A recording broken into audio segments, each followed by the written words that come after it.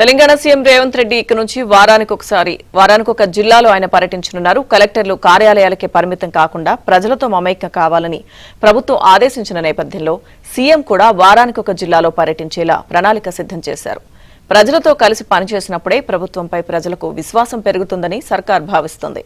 ఈ నేపథ్యంలో సీఎం జిల్లాల పర్యటనకు శ్రీకారం చుడుతున్నారు. ఇందులో భాగంగా ఇవాళ రంగారెడ్డి జిల్లా అబ్దుల్లాపూర్మెట్ మండలంలో ఆయన పర్యటించనున్నారు. రాష్ట్ర వ్యాప్తంగా కల్లు గీత కార్మికుల భద్రత కోసం బీసీ వెల్ఫేర్ ఆధ్వర్యంలో కాటమయ రక్షణ కవచాలను పంపిణీ చేయనున్నారు.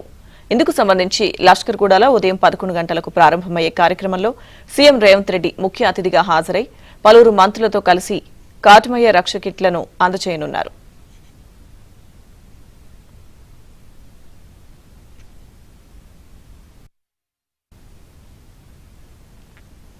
సుమారు 60 మంది గీత కార్మికులకు సీఎం చేతుల మీదుగా వీటిని పంపిణీ చేయనున్నారు. అనంతరం వారితో కలిసి సహపంక్తి భోజనం చేయనున్నారు. ఈ కార్యక్రమంలో సుమారు 1000 మంది గీత కార్మికులతో పాటు పార్టీ నాయకులు, కార్యకర్తలు పాల్గొనబోతున్నారు.